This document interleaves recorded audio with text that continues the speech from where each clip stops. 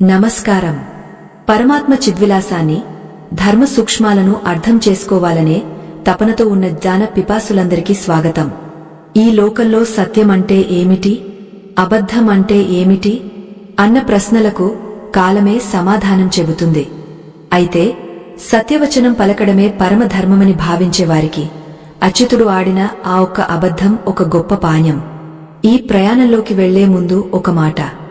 దైవ చింతనలో ఏకాగ్రత లేనివారు, అడుగడుగునా సందేహించేవారు, కనీస ఓపిక లేనివారు ఇక్కడే నిష్క్రమించవచ్చు. ఎందుకంటే ధర్మం అనేది ఒక సాగరం. దాని లోతును చూడాలంటే నిశ్చలమైన మనసు, నిలకడైన బుద్ధి అత్యవసరం. కేవలం బాహ్యమైన మాటలను మాత్రమే పట్టుకునేవారికి ఈ రహస్యం బోధపడదు. గుండె లోతుల్లో ధర్మాన్ని ప్రతిష్ఠించుకుని వినేవారికే ఆ కృష్ణ పరమాత్మ బోధనలు అర్థమవుతాయి. శ్రీకృష్ణుడు, ఆయన జగద్గురువు, ప్రపంచం మొత్తానికి ధర్మాన్ని బోధించిన మహనీయుడు. సత్యమే జయిస్తుంది అని చాటిన ఆ పరమాత్ముడు మరి కురుక్షేత్ర రణరంగంలో ఒక అబద్ధాన్ని ఎందుకు ప్రోత్సహించాడు? అసలు అబద్ధం ఆడటంలో ఉన్న ధర్మ సూక్ష్మమేమిటి? మనం నిత్య జీవితంలో ఎదుర్కొనే అనేక క్లిష్ట పరిస్థితుల్లో సత్యం పలకడం వల్ల ఒకరికి కీడు జరుగుతున్నప్పుడు మనం ఏం చేయాలి? ఈ ప్రశ్నలన్నిటికీ సమాధానం ఈ అద్భుత భట్టంలో దాగ ఉంది. సత్యం కంటే గొప్పది ధర్మం అని నిరూపించిన ఆ సన్నివేశాన్ని ఇప్పుడు తలచుకుందాం. కురుక్షేత్ర మహాసంగ్రామం 15 రోజులు పూర్తయింది. రణరంగం రక్తం పారుతున్న ఏరులా కనిపిస్తోంది. ఎటు చూసినా మృతదేహాలు, ఏనుగుల కళేబరాలు, విరిగపోయిన రథాలు. ధర్మరాజు మనసు వికలమవుతోంది. అటువైపు ద్రోణాచార్యుల వారు ఉగ్రరూపం దాల్చి పాండవ సైన్యాన్ని చీల్చి చెండాడుతున్నారు. ద్రోణుడు చేతిలో ధనుస్సు పట్టుకుని ఉన్నంతవరకు ఆయనను ఓడించడం ఎవరి తరము కాదు. ద్రోణుడి అస్త్రధాటికి వేల సంఖ్యలో సైనికులు నేలకొరుగుతున్నారు. అప్పుడు శ్రీకృష్ణ పరమాత్మ అర్జునుడిని, ధర్మరాజును పిలిచి ఒక విషయాన్ని వివరిస్తాడు.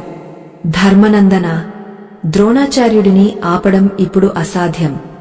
ఆయన అస్త్ర విద్యలో అజేయుడు. ఆయనను చంపడం కాదు కదా, కనీసం ఎదిరించడం కూడా ఎవరి వల్ల కాదు. కాని ఆయనను ఆపడానికి ఒకే ఒక మార్గముంది. ఆయన తనంతట తానుగా ఆయుధాన్ని విడిచిపెడితే తప్ప ఆయన మరణం సంభవించదు. తన ప్రాణప్రదమైన కుమారుడు అశ్వత్థామ మరణించాడని తెలిస్తే తప్ప ఆయన విల్లంబులు కింద పెట్టడు. కాబట్టి ఇప్పుడు అశ్వత్థామ మరణించాడని మీరు గట్టిగా ప్రకటించాలి అని కృష్ణుడు చెబుతాడు. ధర్మరాజు దిగ్భ్రాంతి చెందుతాడు. తను ఎన్నడూ అబద్ధం ఆడనివాడు. తన రథం సత్యం వల్లనే భూమికి 4 వేళ్ల ఎత్తున నడుస్తుందని ప్రతీతి. అటువంటివాడు ఇప్పుడు అబద్ధం చెప్పాలా? సత్యమే దైవమని నమ్మిన ధర్మరాజు మనసులో సంఘర్షణ మొదలైంది. ఒకవైపు ధర్మరక్షణ, మరోవైపు సత్య పరిరక్షణ. ఏది ముఖ్యం, ఏది గొప్పది? ధర్మరాజు ముఖంలో కనిపిస్తున్న ఆ వేదనను చూసి కృష్ణుడు చిరునవ్వు చిందించాడు. ఆ నవ్వులో 1000 అర్థాలు ఉన్నాయి. కాలం నిశ్శబ్దంగా ఉంది. కృష్ణ, నేను సత్యం తప్ప వేరేది పలకలేను. నా నోటి నుండి అబద్ధం వస్తే ఈ విశ్వమే తలకిందులవుతుంది. నా ఆత్మ సాక్షిగా నేను అసత్యం చెప్పలేను అని ధర్మరాజు అంటాడు. అప్పుడు కృష్ణుడు పలికిన మాటలు వినండి. ధర్మనందన, నీవు వ్యక్తిగత సత్యం గురించి ఆలోచిస్తున్నావు. కాని ఇక్కడ లోక ధర్మం ప్రమాదంలో ఉంది. ద్రోణుడు అధర్మ పక్షాన నిలబడి యుద్ధం చేస్తున్నాడు. ఆయనను ఆపకపోతే అధర్మం గెలుస్తుంది. లోకక్షేమం కోసం ఆడే అబద్ధం కోటి సత్యాలతో సమానం. కొన్నిసార్లు సత్యం కంటే ధర్మమే గొప్పదవుతుంది అని బోధిస్తాడు. అశ్వత్థామ అనే పేరు గల ఏనుగును భీముడు తన గదతో కొట్టి చంపుతాడు. భీముడు వెంటనే ద్రోణాచార్యుడి దగ్గరకు వెళ్లి అశ్వత్థామ హతః అంటే అశ్వత్థామ చనిపోయాడు అని గట్టిగా అరుస్తాడు. ద్రోణుడు అది విని ఒక్క క్షణం నిశ్చేష్టుడవుతాడు. కాని ఆయనకు తెలుసు తన కుమారుడు చిరంజీవి అని. భీముడి మాటలను ఆయన నమ్మడు. సత్యానికి మారుపేరైన ధర్మరాజు నోటి నుండి ఆ మాట వస్తేనే ఆయన నమ్ముతాడు. అందుకే ద్రోణుడు ధర్మరాజు వైపు తిరిగి, నాయనా, నీవైనా నిజం చెప్పు, అశ్వత్థామ మరణించాడా అని అడుగుతాడు. ధర్మరాజు గుండె వేగంగా కొట్టుకుంటోంది. ఎదురుగా కృష్ణుడు తన దివ్య నేత్రాలతో ధర్మరాజును గమనిస్తున్నాడు. ఆ చూపుల్లో హెచ్చరిక ఉంది, బాధ్యత ఉంది. ధర్మరాజు నోరు తెరిచాడు. అశ్వత్థామ హతః అని గట్టిగా పలికి నెమ్మదిగా కుంజరః అని అంటాడు. అంటే అశ్వత్థామ అనే ఏనుగు చనిపోయిందని అర్థం. కాని కృష్ణుడు ఆ సమయంలో శంఖాన్ని పూరిస్తాడు. ఆ శంఖనాదం హోరులో కుంజరః అనే పదం ద్రోణుడికి వినిపించదు. ఆయనకు వినిపించింది కేవలం అశ్వత్థామ హతః మాత్రమే. ఆ క్షణమే అద్భుతం జరిగింది. ఎన్నడూ భూమిని తాకని ధర్మరాజు రథచక్రాలు ఒక్కసారిగా నేలను తాకాయి. సత్యసంధుడైన ధర్మరాజు తన జీవితంలో మొదటిసారి ఒక సత్యాన్ని దాచిపెట్టాడు. ఒక అబద్ధాన్ని పాక్షికంగా పలికాడు. తన రథం కిందకు దిగిపోవడాన్ని చూసి ధర్మరాజు లోలోన కుమిలిపోయాడు. తన సత్యవ్రతం భంగమైందని బాధపడ్డాడు. కాని అక్కడ జరుగుతున్న లోక కళ్యాణాన్ని ఆయన గమనించలేకపోయాడు. ద్రోణుడు తన కుమారుడు మరణించాడని నమ్మి ఇక ఈ లోకంతో పని లేదని భావించి యోగ సమాధిలోకి వెళ్లిపోయాడు. ధర్మస్థాపన కోసం భగవంతుడు స్వయంగా అబద్ధం ఆడమని ప్రేరేపించడం వెనుక ఉన్న మర్మం చాలా లోతైనదే. మనం అనుకునే సత్యం కేవలం మాటలకే పరిమితమా, లేక మన ఉద్దేశంలో ఉందా? ఒక అబద్ధం వల్ల వందల మంది ప్రాణాలు కాపాడబడితే అది అబద్ధమేనా? లేదా ఒక సత్యం వల్ల లోకానికి అనర్థం కలిగితే అది పుణ్యమవుతుందా? ఈ ధర్మ సూక్ష్మాలు అర్థం చేసుకోవాలంటే కేవలం గ్రంథాలు చదివితే సరిపోదు. కృష్ణుడి చిరునవ్వులోని రహస్యాన్ని గ్రహించాలి. ద్రోణాచార్యుడు విల్లు కింద పెట్టిన వెంటనే ధృష్టద్యుమ్నుడు ఆయన శిరస్సును ఖండించాడు. పాండవ సైన్యంలో ఆనందం, కాని ధర్మరాజు ముఖంలో మాత్రం వెలవెలబోయిన ఛాయలు. తన గురువు మరణానికి తనే కారణమయ్యానని, అది కూడా అసత్యం చెప్పి సాధించానని ఆయన మనసు వేదన చెందుతోంది. కృష్ణుడు ఆయన దగ్గరకు వచ్చి, ధర్మరాజా, ఎందుకు చింతిస్తావు? నువ్వు పలికినది అబద్ధం కాదు, ఒక ఉన్నతమైన ధర్మం. ధర్మాన్ని కాపాడే క్రమంలో చేసే చిన్న తప్పు అనిపించుకోదు. అది పరమాత్మ సేవ అవుతుంది అని ఊరడిస్తాడు. శుభమస్తు. పరమాత్మ చిద్విలాసాలను అర్థం చేసుకోవాలనే తపనతో ఉన్న జ్ఞాన పిపాసులకు ఈ అద్భుత ఆధ్యాత్మిక ప్రయాణంలోకి మరొకసారి ఆహ్వానం. సత్యాన్వేషణలో ఉన్న వారికి అడుగుడుగునా పరీక్షలు ఎదురవుతుంటాయి. ఆ పరీక్షలను తట్టుకుని నిలబడే ధైర్యం లేనివారు, అసత్యానికి సత్యానికి మధ్య ఉన్న సన్నని గీతను గుర్తించలేని చపల చిత్తులు ఈ ప్రవచనాన్ని ఇక్కడితో ఆపివేయవచ్చు. ఎందుకంటే దైవ రహస్యాలు కేవలం స్థితప్రజ్ఞులకు మాత్రమే అర్థమవుతాయి. కేవలం పైపైన మెరుపులను చూసేవారికి లోపల ఉన్న ధర్మ జ్యోతి కనిపించదు. ఈ ప్రయాణంలో మనం తెలుసుకోబోయే విషయాలు మీ ఆలోచన ధోరణిని మార్చివేస్తాయి. కురుక్షేత్ర రణరంగంలో ఒక అద్భుతం, అంతకంటే పెద్ద విషాదం ఒకేసారి సంభవించాయి. ధర్మరాజు రథ చక్రాలు భూమిని తాకాయి. అంతవరకు ఆ రథం గాలిలో 4 వేళ్ల ఎత్తున నడుస్తూ ఆయన సత్యనిరతికి నిదర్శనంగా నిలిచేది. కాని ఎప్పుడైతే అశ్వత్థామ మరణించాడనే వార్తను ద్రోణాచార్యుడికి చెప్పాడో ఆ క్షణమే ఆ దివ్యశక్తి మాయమైపోయింది. ధర్మరాజు కళ్లలో నీళ్లు తిరిగాయి. తన జీవితకాలం సంపాదించుకున్న సత్యవ్రతం ఒక్క మాటతో నేలపాలైందని ఆయన కుమిలిపోతున్నాడు. పక్కనే ఉన్న శ్రీకృష్ణ పరమాత్మ ఆయన వేదనను చూసి చిరునవ్వు నవ్వుతున్నాడు. ఆ నవ్వులో వెటకారం లేదు, ఒక గొప్ప సత్యాన్ని బోధించాలనే తపన ఉంది. ధర్మనందన, ఎందుకు అంతగా విలపిస్తున్నావు? నీ రథ చక్రాలు నేలను తాకాయని బాధపడుతున్నావా, లేక నీ సత్యం అపవిత్రమైందని భయపడుతున్నావా అని కృష్ణుడు ప్రశ్నించాడు. ధర్మరాజు గద్గద స్వరంతో, కృష్ణ, నేను లోకానికి ఏం సమాధానం చెప్పాలి? సత్యమే జయిస్తుందని నమ్మిన నా నోటి నుండే అసత్యం వచ్చింది కదా, ఇప్పుడు నాకు ఆ దుర్యోధనుడికి తేడా ఏముంది అన్నాడు. అప్పుడు కృష్ణుడు రథం దిగా ధర్మరాజు దగ్గరకు వచ్చి ఆయన భుజంపై చేయి వేసి లోతైన ధర్మ సూక్ష్మాలను వివరించడం మొదలుపెట్టాడు. నాయనా, నువ్వు సత్యాన్ని కేవలం మాటలలోనే వెతుకుతున్నావు. కాని సత్యం అనేది మాటలకు సంబంధించింది కాదు, అది నీ ఉద్దేశానికి సంబంధించింది. ఒక వ్యక్తిని చంపడానికి వస్తున్న వేటగాడికి ఆ వ్యక్తి దాక్కున్న చోటును నిజాయితీగా చెప్పడం సత్యం అవుతుందా? అది సత్యం అనిపించుకోవచ్చు, కాని అది ధర్మం కాదు. అక్కడ అబద్ధం చెప్పి ఆ ప్రాణాన్ని కాపాడటమే పరమధర్మం. సత్యం కంటే ధర్మం ఎప్పుడూ గొప్పది. లోక కళ్యాణం కోసం, ధర్మరక్షణ కోసం ఆడే అబద్ధం కోటి సత్యాల కంటే పవిత్రమైనది అని అచ్యుతుడు సెలవిచ్చాడు. ఈ మాటలు వింటున్న ధర్మరాజుకు మనసులో ఇంకా సందేహాలు తొలగలేదు. అప్పుడు కృష్ణుడు ఒక పురాతన గాథను గుర్తుచేశాడు. పూర్వం కౌశికుడు అనే ఒక తపస్వి ఉండేవాడు. ఆయన ఎప్పుడూ సత్యమే పలకాలని వ్రతం పూనాడు. ఒకరోజు కొంతమంది దొంగలు ఒక సాధువును చంపడానికి వెంటాడుతున్నారు. ఆ సాధువు కౌశికుడి ఆశ్రమంలో దాక్కున్నాడు. దొంగలు వచ్చి కౌశికుడిని అడిగారు, ఆ సాధువు ఎక్కడున్నాడు అని. కౌశికుడు తన సత్యవ్రతం ప్రకారం నిజం చెప్పేశాడు. దొంగలు ఆ సాధువును పట్టుకుని చంపివేశారు. ఆ తర్వాత కౌశికుడు మరణించినప్పుడు ఆయనకు నరక ప్రాప్తి కలిగింది. ఎందుకంటే ఆయన చెప్పిన సత్యం ఒక ప్రాణాన్ని తీసింది. ధర్మరాజా, కౌశికుడు సత్యం పలికాడు కాని ధర్మాన్ని తప్పాడు.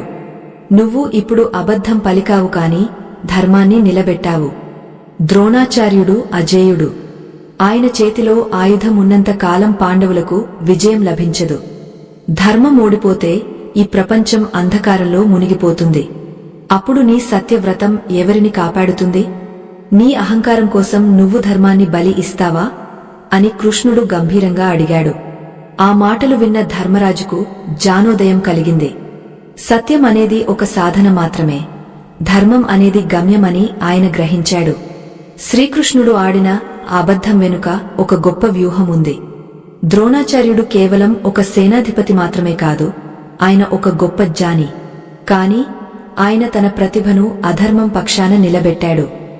జ్ఞానం ఎప్పుడూ అహంకారంతో కలిసినప్పుడు అది వినాశనానికి దారితీస్తుంది. ద్రోణుడి మరణం కేవలం ఒక వ్యక్తి మరణం కాదు, అది అధర్మానికి దన్నుగా ఉన్న అజేయమైన శక్తి అంతం కావడం. కృష్ణుడు ఇక్కడ ఒక అబద్ధాన్ని ఆయుధంగా వాడి ఒక అయుక్తమైన శక్తిని అణచివేశాడు. ఇది భగవంతుడి లీల. మనం నిత్య జీవితంలో కూడా ఇలాంటి ఎన్నో సమస్యలను ఎదుర్కొంటాం. కొన్నిసార్లు నిజం చెప్పడం వల్ల ఒక కుటుంబం విచ్ఛిన్నం కావచ్చు, లేదా ఒక ప్రాణం పోవచ్చు. మరి అటువంటప్పుడు మనం ఏం చేయాలి? సత్యం అనే సూత్రాన్ని గట్టిగా పట్టుకుని ఉండాలా, లేక ధర్మం వైపు మొగ్గు చూపాలా? ఈ ప్రశ్నకు సమాధానమే కృష్ణుడి జీవితం. ఆయన అబద్ధమాడాడు, కాని అది తన స్వార్థం కోసం కాదు. ఆయన మోసం చేశాడు, కాని అది తన సుఖం కోసం కాదు. ధర్మాన్ని నిలబెట్టడం కోసం భగవంతుడు అపనిందలను కూడా భరిస్తాడు. రణరంగంలో ద్రోణుడు నేలకొరిగిన తర్వాత కౌరవ సైన్యం దిక్కుతోచని స్థితిలో పడిపోయింది. కర్ణుడు ఆ బాధ్యతను స్వీకరించాడు. కాని ధర్మరాజు మనసులో ఆ అబద్ధం ముల్లులా గుచ్చుకుంటూనే ఉంది. సత్యసంధుడిగా తనకున్న కీర్తి ప్రతిష్ఠలు పోయాయని ఆయన లోలోన వేదన చెందుతున్నాడు. కృష్ణుడు ఆయన దగ్గరకు వచ్చి, ధర్మరాజా, నీ రథ చక్రాలు నేలను తాకడం అనేది ఒక సంకేతం. నువ్వు ఇప్పటివరకు దైవ సమానుడివి అని గర్వపడ్డావు. ఇప్పుడు నువ్వు సామాన్య మానవుడివి అయ్యావు. మానవ మాతృలకు కష్టాలు, కన్నీళ్లు, అపనిందలు సహజం. ఆ అహంకారం తొలగిపోవడమే నీకు కలిగిన అతిపెద్ద లాభం అని చెప్పాడు. అహంకారం అనేది సత్యం కంటే ప్రమాదకరమైనది. నేను ఎప్పుడూ నిజమే చెబుతాను అని అనుకోవడం కూడా ఒక రకమైన అహంకారమే. ఆ అహంకారాన్ని విడనాడినప్పుడే మనిషి పరమాత్మకు దగ్గరవుతాడు. కృష్ణుడు ఆ ఒక్క అబద్ధం ద్వారా ధర్మరాజులోని అహంకారాన్ని తొలగించాడు. అదే సమయంలో లోకానికి ధర్మ సూక్ష్మాన్ని బోధించాడు. సత్యం అనేది హృదయంలో ఉండాలి కాని కేవలం నాలుకపై కాదు. మాటల కంటే చేతలు గొప్పవి, చేతల కంటే ఉద్దేశం గొప్పది. యుద్ధం కొనసాగుతోంది. రక్తం ఏరులై పారుతోంది. అశ్వత్థామ మరణం అన్న వార్త ద్రోణుడిని ఎలా కుంగదీసిందో, ఆ వార్త నిజం కాదని తెలిసినప్పుడు అశ్వత్థామలో కలిగే క్రోధం ఎటువంటి పరిణామాలకు దారితీస్తుందో ఎవరూ ఊహించలేకపోయారు. కృష్ణుడు మాత్రం అంతా చూస్తున్నాడు. రాబోయే ఉపద్రవాన్ని ఆయన ముందే గ్రహించాడు. ధర్మం కోసం అబద్ధం ఆడవచ్చు అని చెప్పిన పరమాత్ముడు ఆ అబద్ధం వల్ల కలిగే ఫలితాలను కూడా తానే భరించడానికి సిద్ధపడ్డాడు. జీవితంలో మనం తీసుకునే నిర్ణయాలు ఒక్కోసారి మనకు తప్పుగా అనిపించవచ్చు. కాని అవి లోక క్షేమం కోసం తీసుకున్నవి అయితే ఆ భగవంతుడు మనల్ని ఎప్పుడూ కాపాడతాడు. సత్యం అనేది ఒక నిప్పు లాంటిది. దాన్ని ఎలా వాడాలో తెలిసిన వాడికే అది వెలుగునిస్తుంది, లేకపోతే అది దహించివేస్తుంది. కృష్ణుడు ఆ నిప్పును లోకానికి వెలుగునిచ్చే దీపంగా మార్చాడు. ధర్మరాజు వేదనను తగ్గించి ఆయనను యుద్ధోన్ముఖుడిని చేశాడు. కాని ఈ కథ ఇక్కడితో ముగియలేదు. కృష్ణుడు చెప్పిన ఆ అబద్ధం వెనుక ఇంకా లోతైన మర్మముంది. అసలు అబద్ధం ఆడటానికి ధర్మం అనుమతించిన ఆ మూడవ కారణమేమిటి? అది తెలిస్తే మీ జీవితంలో ఎదురయ్యే అతి పెద్ద సమస్యకు పరిష్కారం లభిస్తుంది. ఆ రహస్యం కేవలం కురుక్షేత్రానికి మాత్రమే పరిమితం కాదు. అది మన ప్రతిరోజు చేసే పోరాటంలో ఒక కీలకమైన అంశం. ఆ లోతైన విషయాన్ని అర్థం చేసుకోవాలంటే మనం మరింత ముందుకు సాగాలి. శుభమస్తు. పరమాత్మ లీలలను, ధర్మ సూక్ష్మాలను గ్రహించాలనే తపనతో ఉన్న జ్ఞాన పిపాసులారా, ఈ ఆధ్యాత్మిక ప్రయాణంలో మనం మరో అడుగు ముందుకు వేస్తున్నాం. సత్యం అనే మార్గం ఎప్పుడూ పూలబాట కాదు.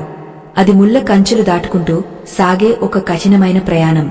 ఈ రహస్యాలను వినేటప్పుడు మనసును నిశ్చలంగా ఉంచుకోలేనివారు, సందేహాల సుడిగుండల్లో చిక్కుకునేవారు, అసలు ఈ కథ ఎందుకు వింటున్నామో తెలియని అల్పబుద్ధులు ఇప్పుడే నిష్క్రమించవచ్చు. ఎందుకంటే ధర్మం అనేది ఒక నిగూఢమైన సత్యం. దాన్ని అర్థం చేసుకోవడానికి ఒక స్థాయి పరిపక్వత, అంతకు మించి భక్తి అవసరం. శ్రద్ధ లేని వారికి ఈ మాటలు కేవలం శబ్దాలుగానే వినిపిస్తాయి, కాని శ్రద్ధ ఉన్నవారికి ఇవి మోక్ష మార్గాన్ని చూపిస్తాయి. కురుక్షేత్ర సంగ్రామంలో ద్రోణాచార్యుల వారు నేలకొరిగిన తర్వాత పాండవ శిబిరంలో ఒక వింతైన నిశ్శబ్దం అలుముకుంది. గెలిచామన్న సంతోషం కంటే ఒక మహాత్ముడిని అధర్మంగా చంపామన్న వేదన ధర్మరాజును వెంటాడుతోంది. ఆయన మనసులో ఒకటే ప్రశ్న: సత్యమే దైవమని నమ్మిన నేను పరమాత్మ మాట విని అబద్ధం ఎందుకు చెప్పాను? ఆ ఒక్క మాట వల్ల నా రథం నేలకు ఎందుకు దిగిపోయింది? రాత్రివేళ గంగానది తీరంలో కూర్చున్న ధర్మరాజు దగ్గరకు నెమ్మదిగా నడుచుకుంటూ వచ్చాడు ఆ జగన్నాటక సూత్రధారి శ్రీకృష్ణుడు. ఆయన ముఖంపై ఎప్పుడూ ఉండే ఆ చిరునవ్వు చెక్కుచెదరలేదు. ఆ నవ్వులో 1000 వేదాల సారముంది. ధర్మనందన, ఇంకా ఆలోచిస్తున్నావా? నీ హృదయంలో జరుగుతున్న మథనం నాకు అర్థమవుతోంది. నువ్వు ఒక అబద్ధం ఆడానని కుమిలిపోతున్నావు. కాని సత్యమంటే ఏమిటో నీకు పూర్తిగా తెలుసా? కేవలం జరిగినది జరిగినట్లు చెప్పడం సత్యం అవుతుందా, లేక లోకానికి మేలు చేసేది సత్యం అవుతుందా అని కృష్ణుడు అడిగాడు. ధర్మరాజు తలదించుకుని, కృష్ణా, నువ్వే నాకు మార్గం చూపాలి. సత్యం అపవిత్రమైతే మనిషికి మనుగడ ఎక్కడుంటుంది అని ప్రశ్నించాడు.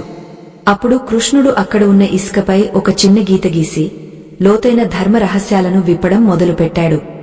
నాయనా, వేదాలు, పురాణాలు సత్యం పలకడమే పరమధర్మమని చెబుతాయి. అందులో ఎటువంటి సందేహం లేదు. కాని కొన్ని ప్రత్యేక పరిస్థితుల్లో సత్యం కంటే గొప్పదైన ధర్మాన్ని రక్షించడం కోసం అబద్ధం ఆడటాన్ని కూడా శాస్త్రాలు అనుమతించాయి. ఇది వినడానికి విడ్డూరంగా అనిపించవచ్చు, కాని దీని వెనుక ఉన్న అంతరార్థం చాలా గొప్పది. మనిషి తన వ్యక్తిగత పవిత్రత కోసం లోకాన్ని ప్రమాదంలోకి నెట్టకూడదు. ద్రోణుడు తన విద్యను అధర్మ పక్షాన ఉన్న వారిని రక్షించడానికి ఉపయోగిస్తున్నాడు. ఆయన అస్త్రాలు ధర్మాన్ని నాశనం చేస్తున్నాయి. అటువంటప్పుడు ఆయనను ఆపడం నీ బాధ్యత. ఆ బాధ్యతను నెరవేర్చే క్రమంలో నువ్వు ఆడిన మాట అబద్ధం కాదు, అది ఒక రక్షా కవచం అని వివరించాడు. కృష్ణుడు చెబుతున్న మాటలు వింటుంటే ధర్మరాజుకు తన తప్పు ఎక్కడ జరిగిందో అర్థం కావడం లేదు. అప్పుడు కృష్ణుడు మరో ఉదాహరణ చెప్పాడు. ఒక అడవిలో ఒక తపస్వి ఉన్నాడు. ఆయన ఎప్పుడూ నిజమే చెబుతానని ప్రతిజ్ఞ చేశాడు. ఒకరోజు ఒక ఆవు ప్రాణభయంతో పరిగెత్తుకుంటూ వచ్చి ఆయన ఆశ్రమం వెనుక దాక్కుంది. వెనుకనే ఒక కసాయివాడు కత్తి పట్టుకుని వచ్చి ఆవు ఎటు వెళ్ళిందో చెప్పమని ఆ తపస్విని అడిగాడు. తపస్వి తన వ్రతం కోసం ఆవు ఉన్న చోటును చూపించాడు. కసాయివాడు ఆవును చంపివేశాడు. మరి ఇప్పుడు ఆ తపస్వికి పుణ్యం వస్తుందా, పాపం వస్తుందా? సత్యం పలికినందుకు ఆయనకు స్వర్గం లభిస్తుందా? లేదు. ఒక ప్రాణాన్ని కాపాడలేకపోయినందుకు ఆయనకు నరకమే ప్రాప్తించింది. అంటే అక్కడ సత్యం కంటే జీవకారుణ్యం, ధర్మం ముఖ్యం అని కృష్ణుడు లోతుగా వివరించాడు. ఈ ధర్మ సూక్ష్మం చాలా క్లిష్టమైనది. మనం నిత్యం చూస్తుంటాం, కొందరు నిజం చెబుతున్నామనే పేరుతో ఇతరుల మనసులను గాయపరుస్తుంటారు, సంసారాలను విడదీస్తుంటారు. అది సత్యం అనిపించుకోదు, అది హింస అవుతుంది.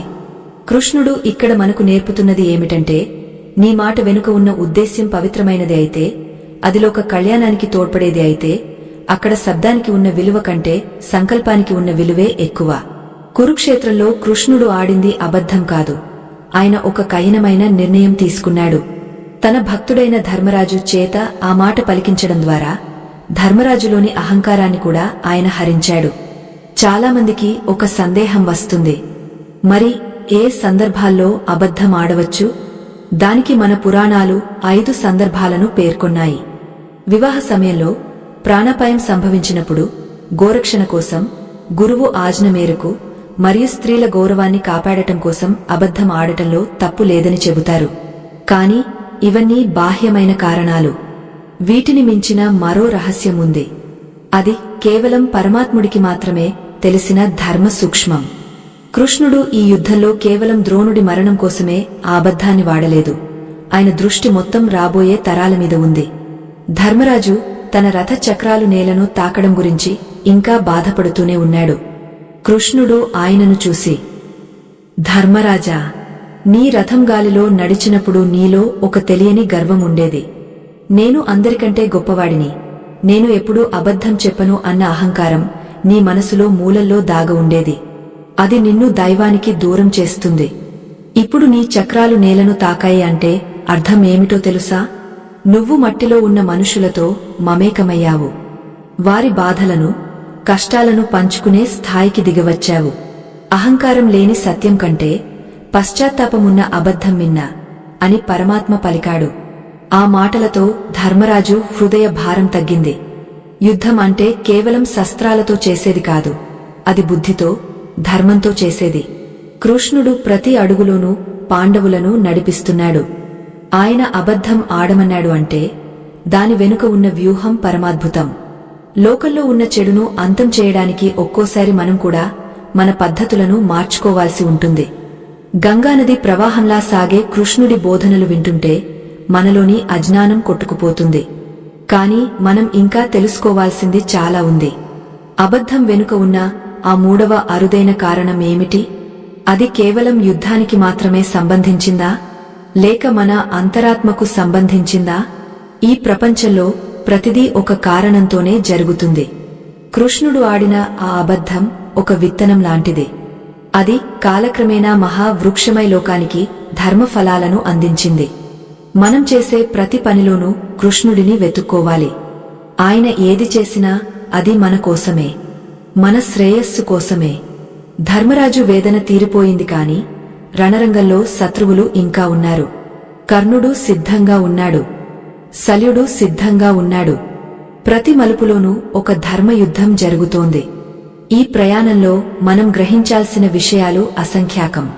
కాలం వేగంగా కదులుతోంది. సూర్యుడు అస్తమిస్తున్నాడు, కాని జానోదయం మాత్రం ఇప్పుడే మొదలవుతోంది. అబద్ధానికి, సత్యానికి మధ్య ఉన్న ఆ సన్నని గీతను ఎలా గుర్తించాలి? మన జీవితాల్లో మనం ఎదుర్కొనే క్లిష్ట సమయాల్లో కృష్ణుడిలా ఎలా ఆలోచించాలి? ఈ ప్రశ్నలకు సమాధానం దొరకాలి అంటే మనం ఆ పరమాత్మ పాదాల దగ్గరే కూర్చోవాలి. సత్యం అనేది ఒక వెలుగు అయితే ధర్మం అనేది ఆ వెలుగును మోసే దీపం. దీపం లేని వెలుగు నిలవదు. నమస్కారం. పరమాత్మ చిద్విలాసాలను, ధర్మ మర్మాలను శ్రద్ధగా ఆలకిస్తున్న జ్ఞాన పిపాసులందరికీ స్వాగతం. ఈ లోకంలో ప్రతి ఒక్కరూ తాము సత్యవంతులమని అనుకుంటారు.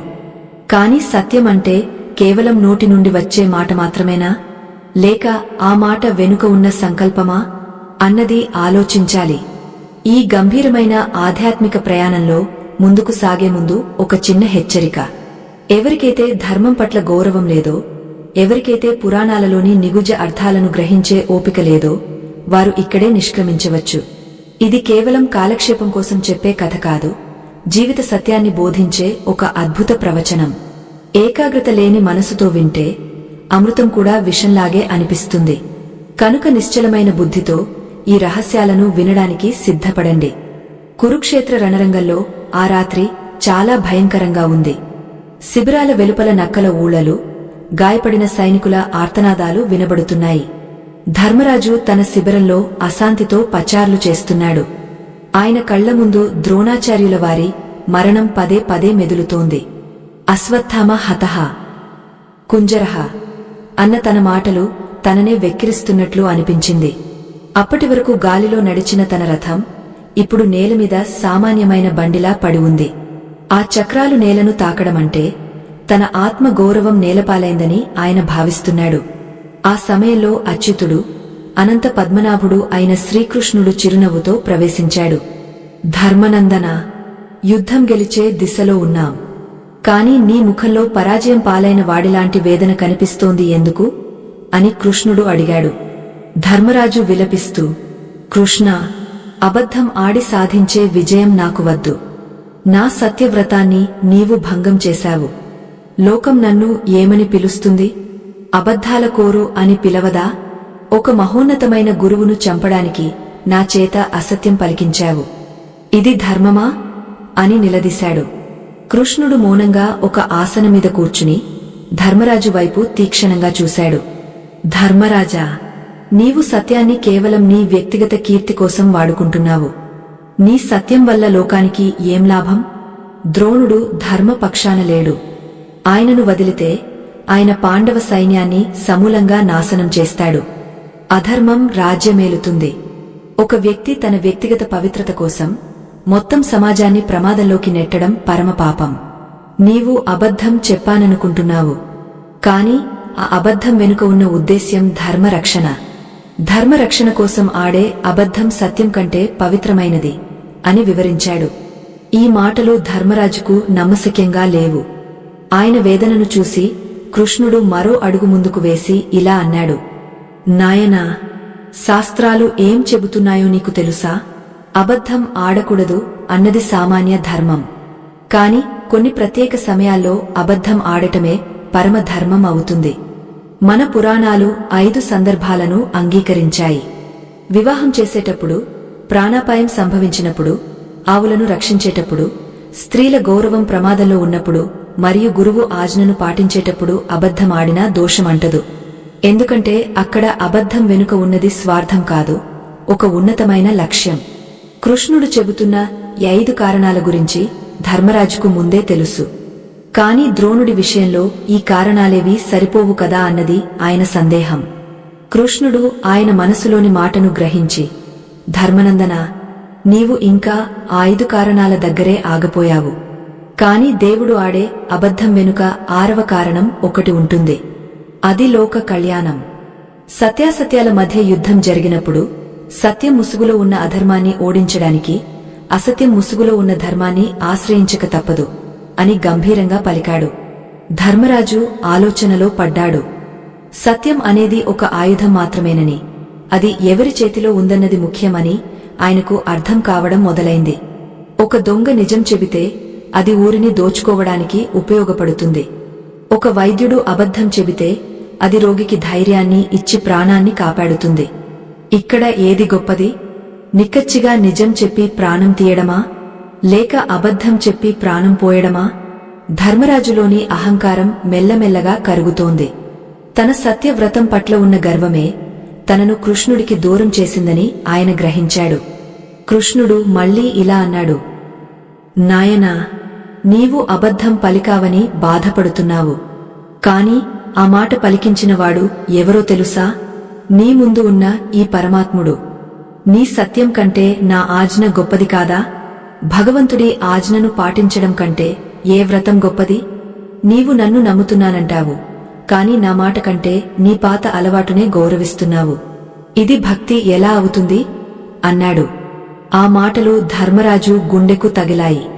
నిజమే, భగవంతుడి పట్ల సంపూర్ణ శరణాగతి ఉన్నవాడికి తన సొంత సిద్ధాంతాలతో పనిలేదు. యుద్ధ రంగంలో గెలుపు ఓటములు ముఖ్యం కాదు, మనం ఎవరి పక్షాన నిలబడ్డాం అన్నదే ముఖ్యం. కృష్ణుడు అబద్ధం ఆడమన్నాడు అంటే అది లోక క్షేమం కోసమే అని నమ్మలేనివాడు భక్తుడు కాలేడు. సత్యం అనేది పరమాత్ముడి స్వరూపం. మరి ఆ పరమాత్ముడే ఒక మాట చెప్పినప్పుడు అది అబద్ధం ఎలా అవుతుంది? అది ఒక దివ్యమైన లీల. ద్రోణాచార్యుడు గొప్పవాడే కావచ్చు, కాని ఆయన తన విద్యను తప్పుదారిలో ఉన్న రాజుల కోసం ధారపోశాడు. ఆయన విద్య అధర్మానికి కవచంలా మారింది. ఆ కవచాన్ని ఛేదించడానికి కృష్ణుడు ఒక చిన్న అబద్ధాన్ని బాణంగా వాడాడు. శ్రీకృష్ణుడు ఈ ప్రపంచానికి నేర్పించిన పాణ్యం ఒక్కటే. ఉద్దేశ్యం పవిత్రమైనదైతే మార్గం ఏదైనా అది పుణ్యమే అవుతుంది. మురికిలో ఉన్న ఒక ప్రాణాన్ని కాపాడటానికి మురికిలోకి వెళ్ళక తప్పదు. అలాగే అధర్మంలో చిక్కుకున్న ధర్మాన్ని రక్షించడానికి అప్పుడప్పుడు అసత్యపు ఆశ్రయం తీసుకోవలసి వస్తుంది. ఇది అర్థం చేసుకోవడానికి చాలా విశాలమైన హృదయం ఉండాలి. సంకుచిత మనస్తత్వం ఉన్నవారు దీనిని కేవలం మోసం అని మాత్రమే చూస్తారు. కాని జ్ఞానులు దీనిని ధర్మ సూక్ష్మం అంటారు. ధర్మరాజు అప్పుడు కృష్ణుడి పాదాల మీద పడి, దేవా, నన్ను క్షమించు. నా సత్యం పట్ల ఉన్న గర్వంతో నీ లీలను గ్రహించలేకపోయాను. నా రథ చక్రాలు నేలను తాకినందుకు ఇప్పుడు నేను గర్విస్తున్నాను.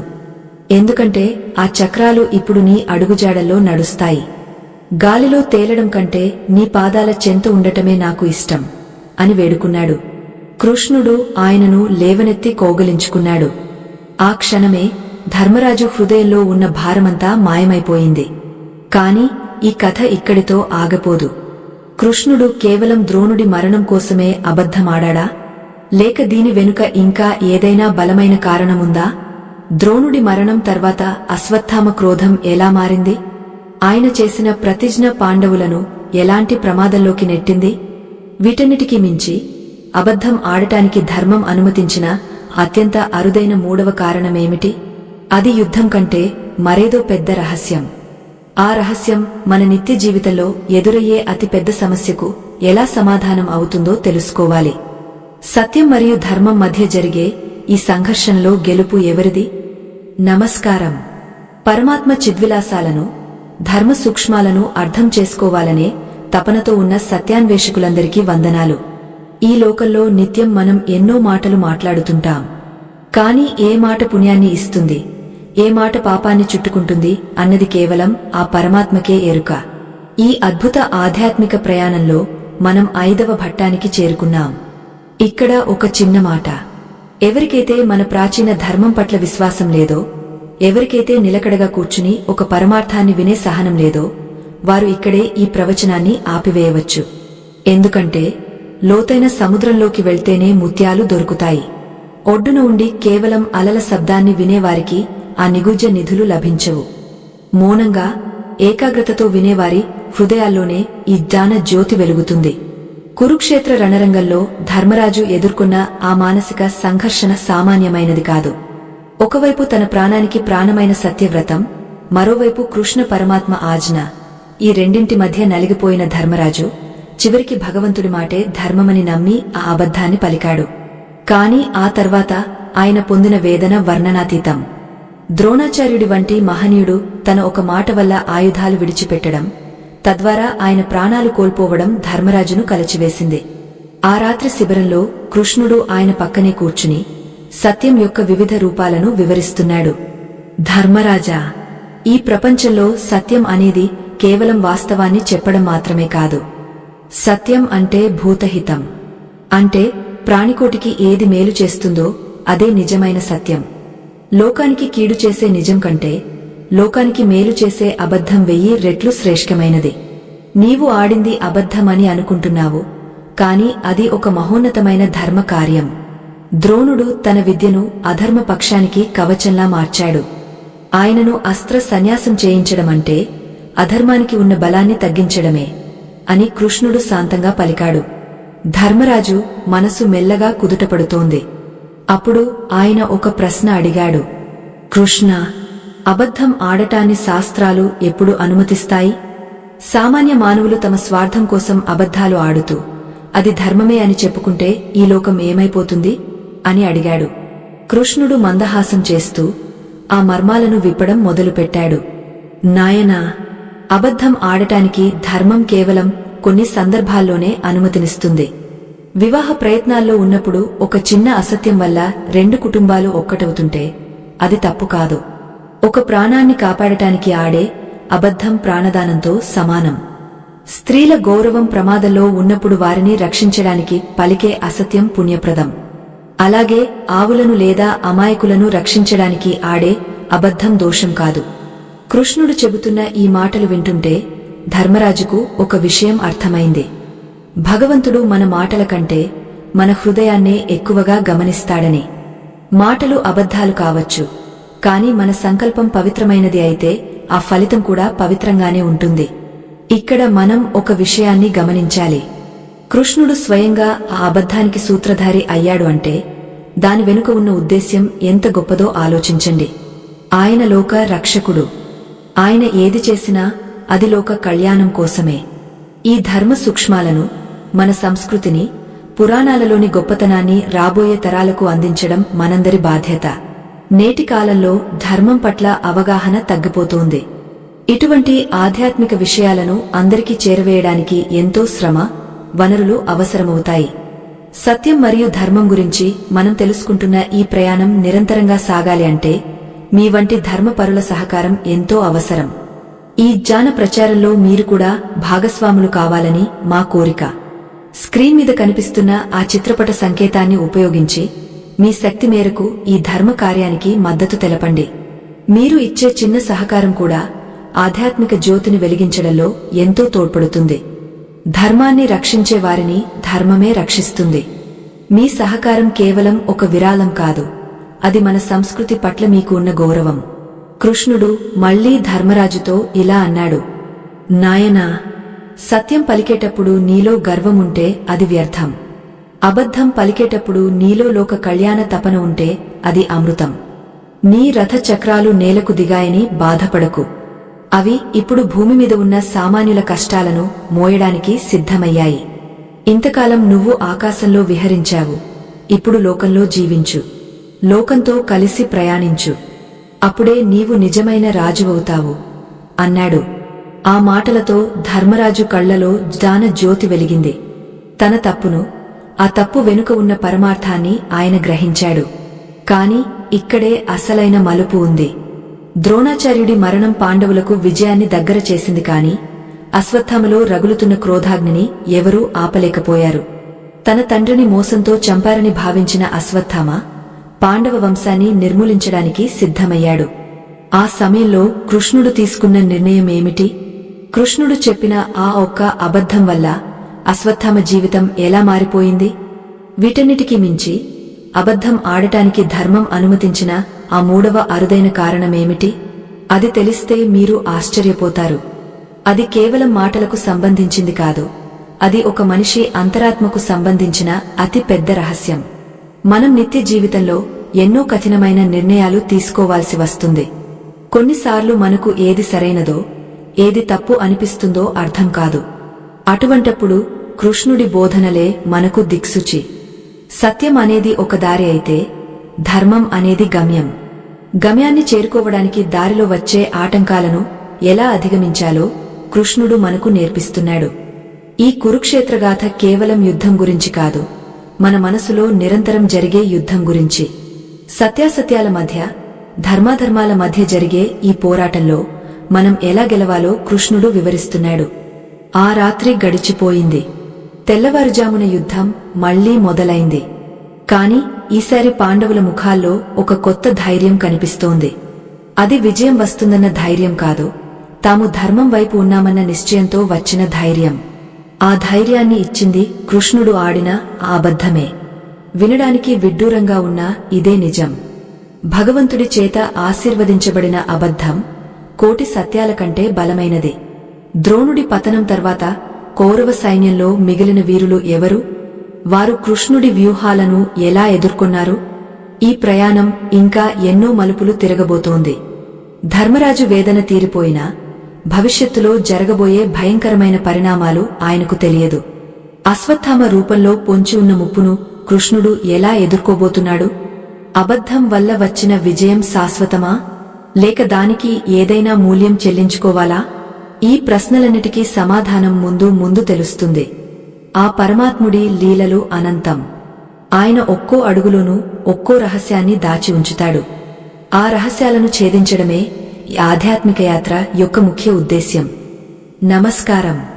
పరమాత్మ చిద్విలాసాలను, ధర్మ సూక్ష్మాలను గ్రహించాలనే తపనతో ఉన్న జ్ఞాన పిపాసులారా, ఈ ఆధ్యాత్మిక ప్రయాణంలో మనం 6వ ఘట్టానికి చేరుకున్నాం. సత్యాన్వేషణ అనేది ఒక నిరంతర ప్రక్రియ. దీనిని అర్థం చేసుకోవడానికి కేవలం మేధస్సు ఉంటే సరిపోదు, పరిపక్వత కలిగిన హృదయం ఉండాలి. ఇక్కడ ఒక చిన్న హెచ్చరిక.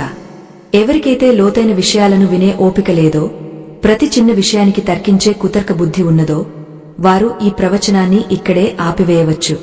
ఎందుకంటే ధర్మం యొక్క లోతులు అందరికీ అందవు. శ్రద్ధ, భక్తి ఉన్నవారికే ఆ పరమాత్మ తత్వం బోధపడుతుంది.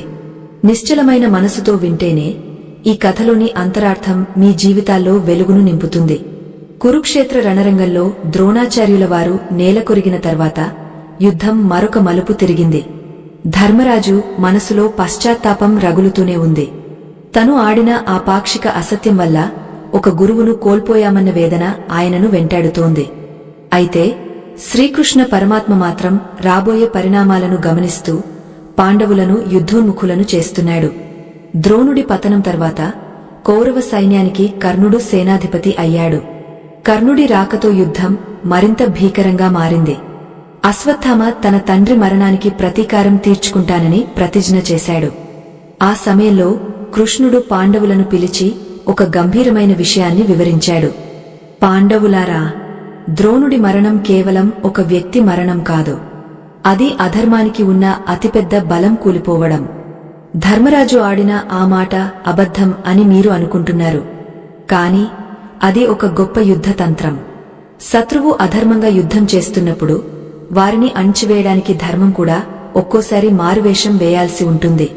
ఆ మారువేషమే ఈ అసత్యం అని పలికాడు. ధర్మరాజు అప్పుడు ఒక సందేహాన్ని వెలిబుచ్చాడు. కృష్ణ, అబద్ధం ఆడటానికి 5 కారణాలుంటాయని ముందే చెప్పావు. కాని ద్రోణుడి మరణం కోసం నేను ఆడిన ఆ మాట 5 దేని కిందకు వస్తుంది? ఆయనను చంపడం నా స్వార్థం అవుతుంది కదా అని అడిగాడు. కృష్ణుడు చిరునవ్వు చిందిస్తూ ఇలా అన్నాడు. ధర్మనందన, నీవు ఇంకా సామాన్య ధర్మాల దగ్గరే ఆగపోయావు.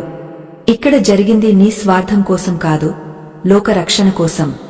ద్రోణుడు తన వద్ద ఉన్న దివ్యాస్త్రాలతో పాండవ సైన్యాన్ని సమూలంగా నాశనం చేయాలని నిశ్చయించుకున్నాడు. ఆయనను ఆపకపోతే లోకంలో ధర్మం అనేది లేకుండా పోతుంది. కాబట్టి ఇక్కడ అది లోక కళ్యాణార్థం చెప్పిన మాట అవుతుంది. కృష్ణుడు చెబుతున్న మాటలు వింటుంటే సత్యం యొక్క నిర్వచనం ఎంత విశాలమైనదో అర్థమవుతుంది. సత్యం అంటే కేవలం కళ్లతో చూసింది చెప్పడం కాదు. సత్యం అంటే హృదయంలో ఉన్న పవిత్రత. ఒక అబద్ధం వల్ల ప్రపంచానికి మేలు జరుగుతుంటే అది కోటి సత్యాల కంటే గొప్పది. ఒక నిజం వల్ల ప్రపంచానికి కీడు జరుగుతుంటే అది పాపం కంటే ఘోరమైనది. ఈ పరమార్థాన్ని బోధించడమే కృష్ణుడి ఉద్దేశ్యం. అందుకే ఆయన స్వయంగా అబద్ధానికి ప్రేరకుడయ్యాడు. యుద్ధ రంగంలో కర్ణుడు తన పరాక్రమాన్ని ప్రదర్శిస్తున్నాడు. అర్జునుడికి కర్ణుడికి మధ్య జరిగే పోరాటం అత్యంత ఉత్కంఠభరితంగా సాగుతోంది. ధర్మరాజు మాత్రం తన రథ చక్రాలు నేలను తాకడాన్ని చూసి ఇంకా విచారిస్తూనే ఉన్నాడు. కృష్ణుడు ఆయన దగ్గరకు వచ్చి, ధర్మరాజా, నీ రథ చక్రాలు నేలను తాకడం అంటే నీవు మనిషిగా మారావు అని అర్థం. దేవుడిగా ఉన్నప్పుడు నీవు లోకానికి ఆదర్శంగా ఉన్నావు. ఇప్పుడు మనిషిగా మారి లోకానికి మార్గదర్శివి కావాలి. మనిషి జీవితంలో ఒడిదుడుకులు, తప్పులు, పశ్చాత్తాపం సహజం. వాటన్నిటినీ దాటుకుని ధర్మం వైపు నిలబడటమే గొప్పతనం అని ధైర్యాన్ని నింపాడు.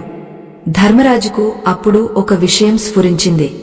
తాను సత్యం పలికేటప్పుడు తనలో ఒక తెలియని అహంకారం ఉండేది. నేను సత్యవంతుడిని అన్న ఆ గర్వం ఆయనను పరమాత్మకు దూరం చేస్తోంది. ఇప్పుడు ఆ అబద్ధం వల్ల ఆ గర్వం తొలగిపోయింది. తను ఒక సామాన్య మానవుడినే అని, భగవంతుడి దయ లేనిదే తాను ఏమీ చేయలేనని ఆయనకు అర్థమైంది. నిజానికి కృష్ణుడు ఆ అబద్ధం ద్వారా ధర్మరాజును మరింత పవిత్రం చేశాడు. అహంకారం లేని హృదయమే భగవంతుడికి ఇష్టమైన నివాసం. కర్ణుడు తన వద్ద ఉన్న దివ్యాస్త్రాలను ప్రయోగిస్తున్నాడు. పాండవ సైన్యం కకావికలమవుతోంది. అశ్వత్థామ తన తండ్రిని చంపిన ధృష్టద్యుమ్నుడి మీద కక్ష పెంచుకున్నాడు. యుద్ధం నియమ నిబంధనలను అతిక్రమిస్తోంది. ఆ సమయంలో కృష్ణుడు పాండవులను హెచ్చరించాడు. ధర్మం ఎప్పుడూ ఒకేలా ఉండదు. కాలపరిస్థితులను బట్టి అది మారుతూ ఉంటుంది. సత్యం కూడా అంతే. ఒకప్పుడు సత్యమైనది మరో సమయంలో అసత్యం కావచ్చు. అందుకే మనం ఎప్పుడూ పరమాత్మ వైపు చూస్తూ అడుగులు వేయాలి. మన బుద్ధిని భగవంతుడికి అర్పించాలి అని బోధించాడు. ఈ మాటలు మన నిత్య జీవితానికి కూడా ఎంతో అవసరం. మనం చాలాసార్లు నిక్కచ్చిగా ఉండాలని అనుకుంటాం.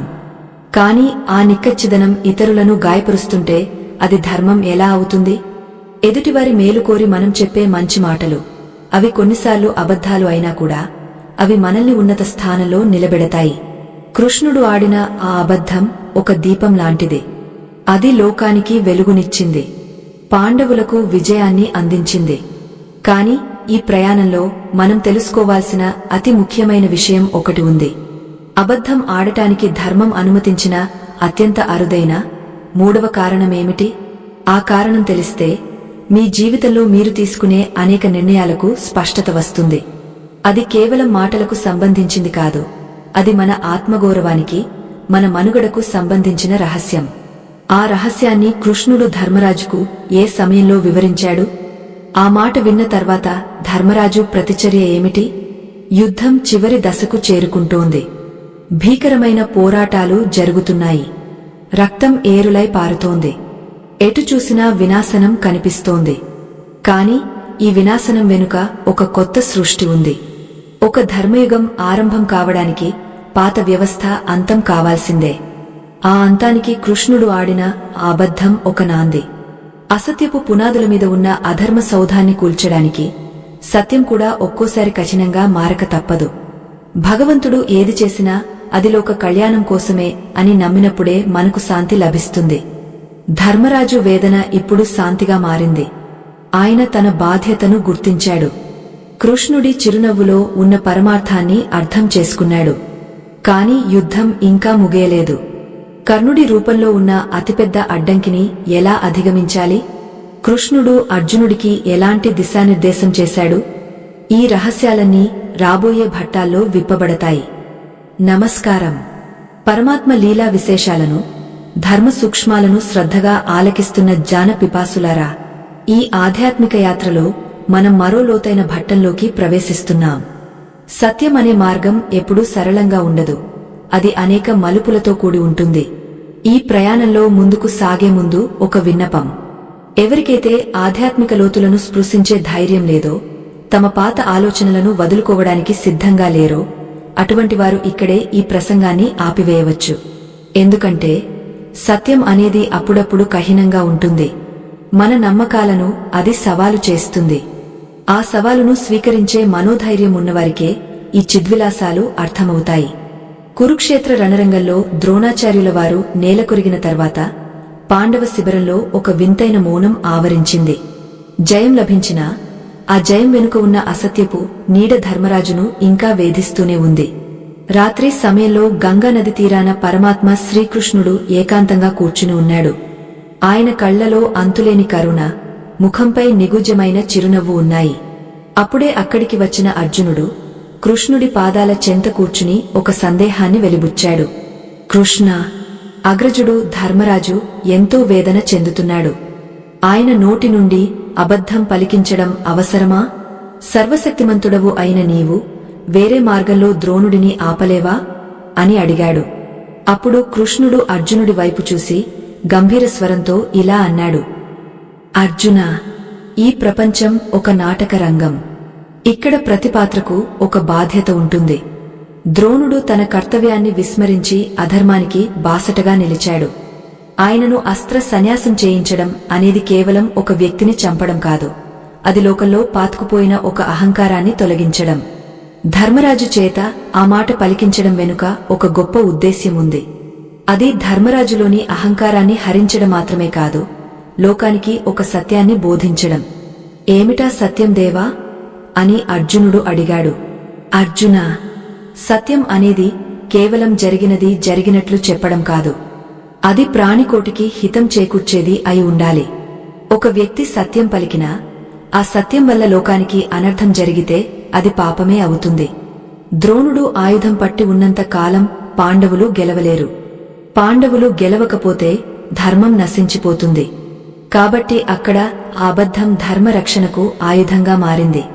సత్యం కంటే ధర్మమే గొప్పది అని నిరూపించడమే నా ఉద్దేశ్యం అని పరమాత్మ వివరించాడు. కృష్ణుడు చెబుతున్న మాటలు వింటుంటే మనకు ఒక విషయం స్పష్టమవుతుంది. మనం నిత్య జీవితంలో ఎదుర్కొనే క్లిష్ట పరిస్థితుల్లో సత్యం పలకాలా లేక ధర్మాన్ని పాటించాలా అన్న సందేహం వచ్చినప్పుడు ఎప్పుడు లోక కళ్యాణానికే మొగ్గు చూపాలి. వ్యక్తిగత ప్రతిష్ఠ కంటే సామాజిక శ్రేయస్సు ముఖ్యం. ధర్మరాజు తన సత్యవ్రతాన్ని కాపాడుకోవడానికి సిద్ధపడి ఉంటే ఆ రోజు పాండవ సైన్యం నాశనమయ్యేది. దుర్యోధనుడి వంటి అధర్మాత్ముడి పాలనలో లోకం అల్లాడిపోయేది. మరి అప్పుడు ధర్మరాజు సత్యం ఎవరిని కాపాడేది? శ్రీకృష్ణుడు ఇక్కడ ఒక అద్భుతమైన విషయాన్ని ప్రస్తావించాడు. అబద్ధం ఆడటానికి 5 సందర్భాలను పురాణాలు అంగీకరించాయని మనం తెలుసుకున్నాం. కాని ఈ యుద్ధంలో కృష్ణుడు ఆడింది కేవలం 5 కారణాల కోసమే కాదు. ఆయన ఒక 3వ అరుదైన కారణాన్ని ఇక్కడ సూచిస్తున్నాడు. అది ఏమిటంటే, ఆత్మరక్షణ మరియు ధర్మరక్షణ ఒకేసారి ప్రమాదంలో ఉన్నప్పుడు ఒక ఉన్నతమైన లక్ష్యం కోసం చేసే చిన్న తప్పు అనిపించుకోదు.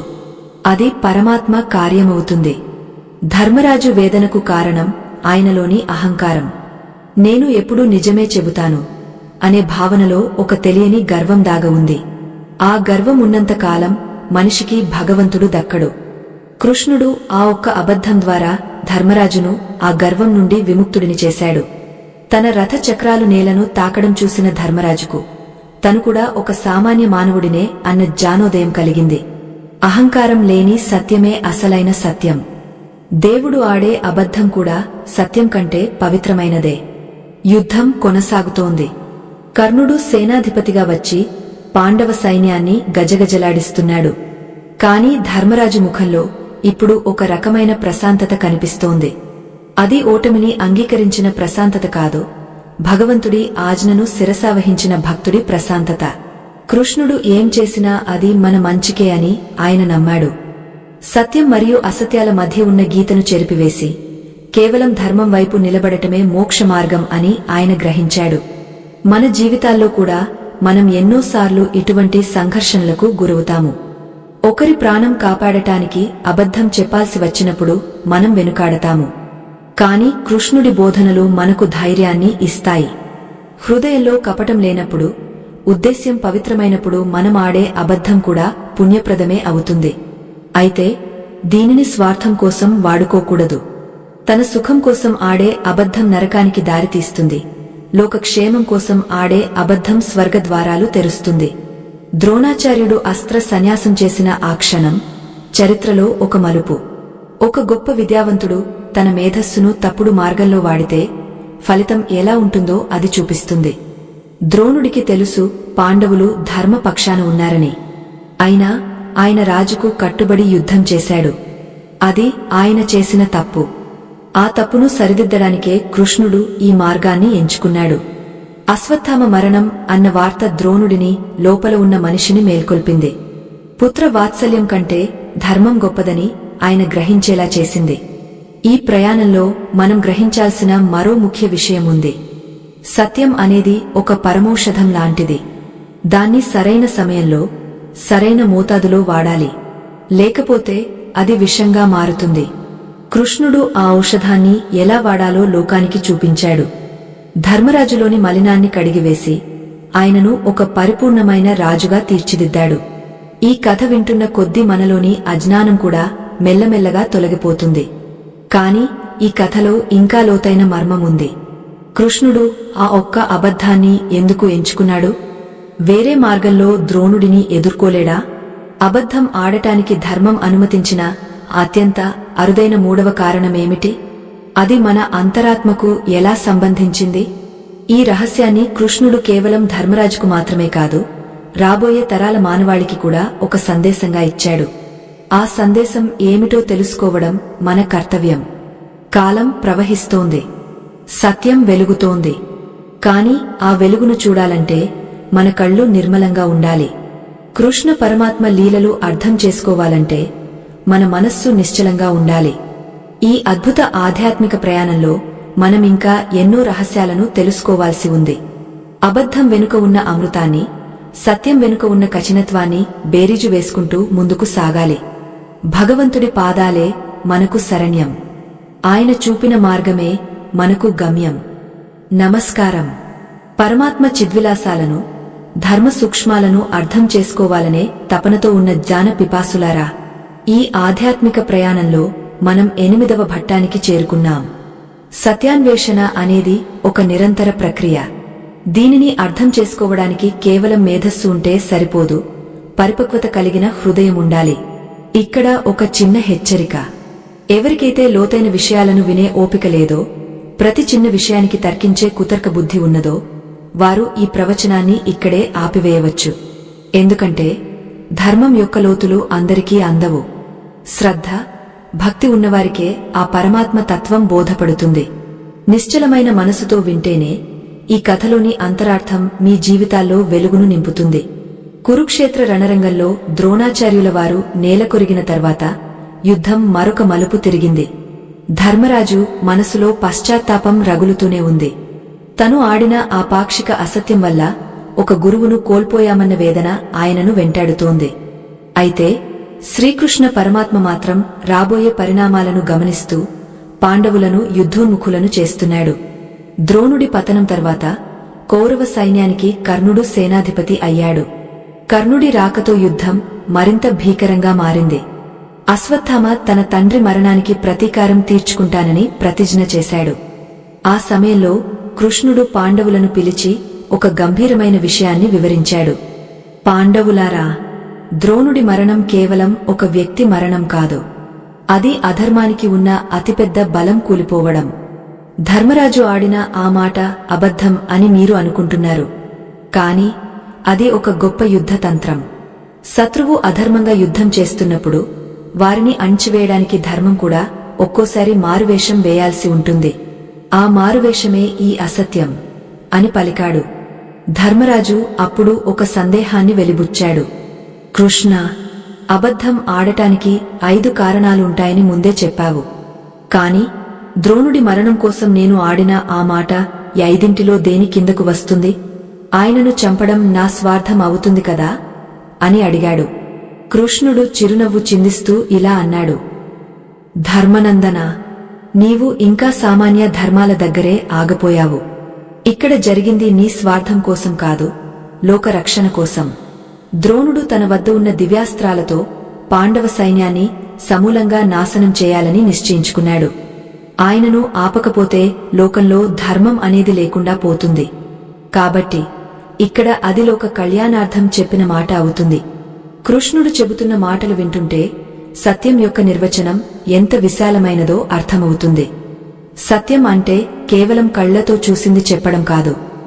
సత్యం అంటే హృదయంలో ఉన్న పవిత్రత. ఒక అబద్ధం వల్ల ప్రపంచానికి మేలు జరుగుతుంటే అది కోటి సత్యాల కంటే గొప్పది. ఒక నిజం వల్ల ప్రపంచానికి కీడు జరుగుతుంటే అది పాపం కంటే ఘోరమైనది. ఈ పరమార్థాన్ని బోధించడమే కృష్ణుడి ఉద్దేశ్యం.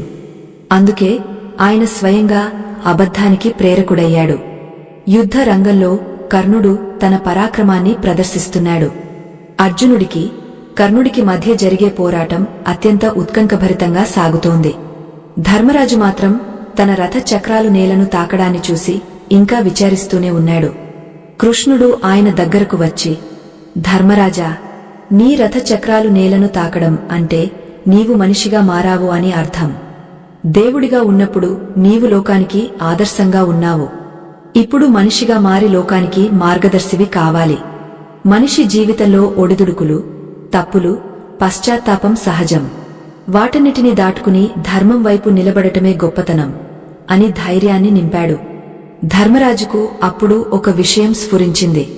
తాను సత్యం పలికేటప్పుడు తనలో ఒక తెలియని అహంకారముండేది. నేను సత్యవంతుడిని అన్న ఆ గర్వం ఆయనను పరమాత్మకు దూరం చేస్తోంది. ఇప్పుడు ఆ అబద్ధం వల్ల ఆ గర్వం తొలగిపోయింది. తను ఒక సామాన్య మానవుడినే అని, భగవంతుడి దయ లేనిదే తాను ఏమీ చేయలేనని ఆయనకు అర్థమైంది. నిజానికి కృష్ణుడు ఆ అబద్ధం ద్వారా ధర్మరాజును మరింత పవిత్రం చేశాడు. అహంకారం లేని హృదయమే భగవంతుడికి ఇష్టమైన నివాసం. కర్ణుడు తన వద్ద ఉన్న దివ్యాస్త్రాలను ప్రయోగిస్తున్నాడు. పాండవ సైన్యం కకావికలమవుతోంది. అశ్వత్థామ తన తండ్రిని చంపిన ధృష్టద్యుమ్నుడి మీద కక్ష పెంచుకున్నాడు. యుద్ధం నియమ నిబంధనలను అతిక్రమిస్తోంది. ఆ సమయంలో కృష్ణుడు పాండవులను హెచ్చరించాడు. ధర్మం ఎప్పుడూ ఒకేలా ఉండదు. కాలపరిస్థితులను బట్టి అది మారుతూ ఉంటుంది. సత్యం కూడా అంతే. ఒకప్పుడు సత్యమైనది మరో సమయంలో అసత్యం కావచ్చు. అందుకే మనం ఎప్పుడూ పరమాత్మ వైపు చూస్తూ అడుగులు వేయాలి. మన బుద్ధిని భగవంతుడికి అర్పించాలి అని బోధించాడు. ఈ మాటలు మన నిత్య జీవితానికి కూడా ఎంతో అవసరం. మనం చాలాసార్లు నిక్కచ్చిగా ఉండాలని అనుకుంటాం. కాని ఆ నిక్కచ్చిదనం ఇతరులను గాయపరుస్తుంటే అది ధర్మం ఎలా అవుతుంది? ఎదుటివారి మేలు కోరి మనం చెప్పే మంచి మాటలు, అవి కొన్నిసార్లు అబద్ధాలు అయినా కూడా అవి మనల్ని ఉన్నత స్థానంలో నిలబెట్టతాయి. కృష్ణుడు ఆడిన ఆ అబద్ధం ఒక దీపం లాంటిది. అది లోకానికి వెలుగునిచ్చింది, పాండవులకు విజయాన్ని అందించింది. కాని ఈ ప్రయాణంలో మనం తెలుసుకోవాల్సిన అతి ముఖ్యమైన విషయం ఒకటి ఉంది. అబద్ధం ఆడటానికి ధర్మం అనుమతించిన అత్యంత అరుదైన మూడవ కారణమేమిటి? ఆ కారణం తెలిస్తే మీ జీవితంలో మీరు తీసుకునే అనేక నిర్ణయాలకు స్పష్టత వస్తుంది. అది కేవలం మాటలకు సంబంధించింది కాదు, అది మన ఆత్మగౌరవానికి, మన మనుగడకు సంబంధించిన రహస్యం. ఆ రహస్యాన్ని కృష్ణుడు ధర్మరాజుకు ఏ సమయంలో వివరించాడు? ఆ మాట విన్న తర్వాత ధర్మరాజు ప్రతిచర్య ఏమిటి? యుద్ధం చివరి దశకు చేరుకుంటోంది. భీకరమైన పోరాటాలు జరుగుతున్నాయి. రక్తం ఏరులై పారుతోంది. ఎటు చూసినా వినాశనం కనిపిస్తోంది. కాని ఈ వినాశనం వెనుక ఒక కొత్త సృష్టి ఉంది. ఒక ధర్మయుగం ఆరంభం కావడానికి పాత వ్యవస్థ అంతం కావాల్సిందే. ఆ అంతానికి కృష్ణుడు ఆడిన ఆ అబద్ధం ఒక నాంది. అసత్యపు పునాదుల మీద ఉన్న అధర్మ సౌధాన్ని కూల్చడానికి సత్యం కూడా ఒక్కోసారి కఠినంగా మారక తప్పదు. భగవంతుడు ఏది చేసినా అది లోక కళ్యాణం కోసమే అని నమ్మినప్పుడే మనకు శాంతి లభిస్తుంది. ధర్మరాజు వేదన ఇప్పుడు శాంతిగా మారింది. ఆయన తన బాధ్యతను గుర్తించాడు. కృష్ణుడి చిరునవ్వులో ఉన్న పరమార్థాన్ని అర్థం చేసుకున్నాడు. కాని యుద్ధం ఇంకా ముగియలేదు. కర్ణుడి రూపంలో ఉన్న అతిపెద్ద అడ్డంకిని ఎలా అధిగమించాలి? కృష్ణుడు అర్జునుడికి ఎలాంటి దిశానిర్దేశం చేశాడు? ఈ రహస్యాలన్నీ రాబోయే ఘట్టాల్లో విప్పబడతాయి. శ్రీకృష్ణుడు ద్రోణాచార్యుడి మరణం కోసం అబద్ధం ఆడమన్నప్పుడు ఆయన కేవలం ఒక వ్యూహాన్ని మాత్రమే అమలు చేయడం లేదు. ఆయన ఒక సనాతన ధర్మాన్ని నిలబెడుతున్నాడు. అశ్వత్థామ అనే పేరు గల ఏనుగు మరణించిందని చెప్పడం ద్వారా సత్యానికి ఒక కొత్త అర్థాన్ని ఇచ్చాడు. అక్షర సత్యం కంటే ఆశయ సత్యం గొప్పదని నిరూపించాడు. ఈ లోకంలో ప్రతిదీ ఒక కారణంతోనే జరుగుతుంది. ఆ కారణాన్ని వెతకడమే మన కర్తవ్యం. ధర్మరాజు హృదయం ఇప్పుడు తేలికపడింది. తన రథ చక్రాలు నేలను తాకడం వల్ల తాను మరింతగా లోకానికి దగ్గరయ్యానని ఆయన గ్రహించాడు. సత్యం అనేది ఒక వెలుగు అయితే ధర్మం అనేది ఆ వెలుగును మోసే దీపం. దీపం లేని వెలుగు నిలవదు. కృష్ణుడు ఆ దీపాన్ని వెలిగించాడు. పాండవుల జీవితాల్లో చీకటిని తొలగించాడు. ఈ ప్రయాణం మనందరికీ ఒక గొప్ప పాయం. నమస్కారం. పరమాత్మ చిద్విలాసాలను, ధర్మ సూక్ష్మాలను గ్రహించాలనే తపనతో ఉన్న జ్ఞాన పిపాసులారా, ఈ ఆధ్యాత్మిక యాత్రలో మనం 9వ ఘట్టానికి చేరుకున్నాం. సత్యం అనే మార్గం ఎప్పుడూ సరళంగా ఉండదు. అది అనేక మలుపులతో కూడి ఉంటుంది. ఈ ప్రయాణంలో ముందుకు సాగే ముందు ఒక విన్నపం.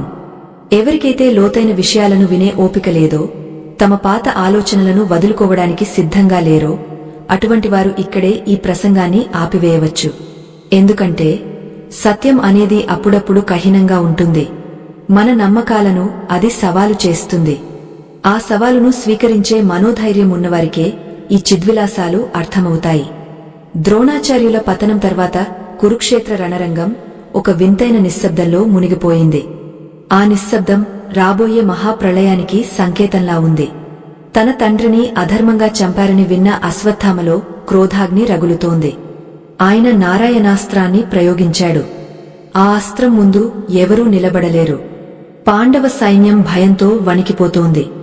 ఆ సమయంలో శ్రీకృష్ణ పరమాత్మ అందరినీ తమ ఆయుధాలను విడిచిపెట్టి రథాల నుండి దిగ వినయంగా నమస్కరించమని ఆదేశిస్తాడు. శరణు కోరిన వారిని నారాయణాస్త్రం ఏమీ చేయదు. ఇది కూడా ఒక రకమైన ధర్మ సూక్ష్మమే. అక్కడ అశ్వత్థామ తన తండ్రి మరణానికి కారణమైన ధర్మరాజు మీద పగతో రగిలిపోతున్నాడు. ధర్మరాజు మాత్రం తన శిబిరంలో మౌనంగా కూర్చుని ఉన్నాడు. ఆయన కళ్ల ముందు తాను పలికిన ఆ మాట పదే పదే మెదులుతోంది. అశ్వత్థామ హతః కుంజరః. ఆ ఒక్క మాట తన జీవితకాల సత్యవ్రతాన్ని తుడిచిపెట్టేసిందని ఆయన భావిస్తున్నాడు. ఆ సమయంలో కృష్ణుడు అక్కడికి వచ్చి ధర్మరాజు భుజంపై చేయి వేసి లోతైన ధర్మ రహస్యాలను వివరించడం మొదలుపెట్టాడు. ధర్మనందన, నీవు ఇంకా ఆ ఒక్క మాట గురించి ఆలోచిస్తూ వేదన చెందుతున్నావా? సత్యం అంటే ఏమిటో నీకు మరోసారి వివరిస్తాను విను. సత్యం అనేది కేవలం వాస్తవానికి ప్రతిరూపం కాదు. అది లోకహితానికి ప్రతిరూపం. ఒక విషయాన్ని ఉన్నది ఉన్నట్లు చెప్పడం వల్ల లోకానికి కీడు జరిగితే అది అసత్యం కంటే ఘోరమైనది. ఒక విషయాన్ని మార్చి చెప్పడం వల్ల లోకానికి మేలు జరిగితే అది సత్యం కంటే పవిత్రమైనది. నీవు పలికిన ఆ మాట వల్ల వేల సంఖ్యలో ఉన్న పాండవ సైనికుల ప్రాణాలు కాపాడబడ్డాయి. అధర్మం అంతమై ధర్మం నిలబడింది అని కృష్ణుడు పలికాడు. ధర్మరాజు తల పైకెత్తి, కృష్ణా, మరి నా రథ చక్రాలు నేలను తాకాయి కదా, అది నా పతనాన్ని సూచించడం లేదా అని అడిగాడు. అప్పుడు కృష్ణుడు చిరునవ్వుతో ఇలా అన్నాడు, నాయనా, నీ రథ చక్రాలు నేలను తాకడం పతనం కాదు, అది పరిపూర్ణత. అహంకారం లేని సత్యమే నిజమైన దైవత్వం. ఇంతకాలం నీవు సత్యవంతుడిని అన్న గర్వంతో ఆకాశంలో విహరించావు. ఇప్పుడు ఆ అహంకారం కరిగిపోయింది. నువ్వు సామాన్యుల కష్టాలను అర్థం చేసుకునే స్థాయికి వచ్చావు. దేవుడు ఆడే అబద్ధం వెనుక ఉన్న రహస్యం ఏమిటో తెలుసా? అది భక్తుడి అహంకారాన్ని హరించడం. కృష్ణుడు చెబుతున్న ఈ మాటలు వింటుంటే సత్యం యొక్క నిర్వచనం మారిపోతుంది. మన నిత్య జీవితంలో కూడా మనం ఎన్నోసార్లు ఇటువంటి పరిస్థితులను ఎదుర్కొంటాం. సత్యం చెప్పి ఒక సంసారాన్ని విడదీయడమా, లేక అబద్ధం చెప్పి ఆ కుటుంబాన్ని కాపాడటమా అన్న సందేహం వచ్చినప్పుడు కృష్ణుడి మార్గమే మనకు దిక్సూచి. సత్యం అనేది ఒక సాధన మాత్రమే. అది ధర్మం అనే గమ్యాన్ని చేర్చాలి. గమ్యాన్ని దెబ్బతీసే సాధనం దేనికైనా పనికిరాదు.